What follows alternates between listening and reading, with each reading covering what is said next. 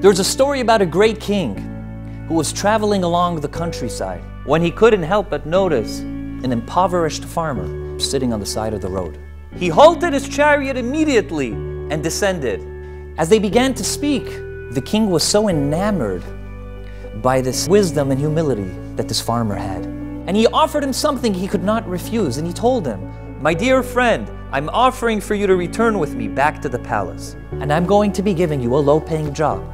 But you should just know, the potential to grow is enormous." And he gave him a job to start off as a gardener. And year went by, year after year, he would be promoted until he became the king's most loyal and highest-ranked minister. The staff of the palace could not help but notice that every day, this minister would lock himself up in a room for about an hour. They would ask, "Sir, what is it that you're doing in that room?" To which he would not answer. Until one fine day, the king called him over and said to him, "I order you to tell me, what are you doing in that room every day for an hour?" And the minister looked at him in the eyes and said, "Your Highness, in that room I have a closet which I open up and take out my farmer's clothing and don them." "Why do you do that?" asked the king. And he said, "The reason I do that is to remember where I came from." Since the beginning of time, there has never been a greater story than the story of the Jewish people. The Jews constitute but 1% of the human race, yet his contributions to the world's list of great names are included in literature, science, art, music, finance, and medicine.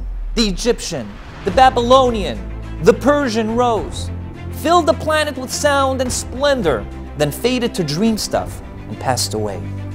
The Greeks and the Romans followed and made a vast noise, and they are gone. The Jews saw them all, beat them all. All things are mortal but the Jew. What is the secret to his immortality?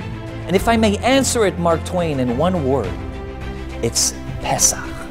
Every single year, we not only retell the story of the Exodus of Egypt, but we relive it. We relive it to the point that we open that closet, and instead of donning those old tattered farmer clothing, we take out the bitter herbs, we take out the matzah, we take out exactly that which is going to bring us back close to 3,500 years ago. On Pesach night, we hold our glasses of wine up high, and we rejoice not only that we are royalty, but we go even further back, and we relive what slavery was during those 210 years. How is it possible that we can be called servants of Hashem, Hallelu Avdei Hashem, and at the same time also be called the servants of Paro?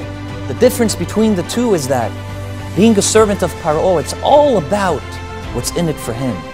But being a true servant of Hashem is essentially being a free person, because it's knowing that everything that Hashem wants is for our own good. We overcame many hurdles, but simply because of the fact that we know who we are and we know who we once were. I challenge you to make this Pesach the greatest ever. Do not only retell the story, but I welcome you to relive it. Wishing you a Chag Kasher B'Sameach.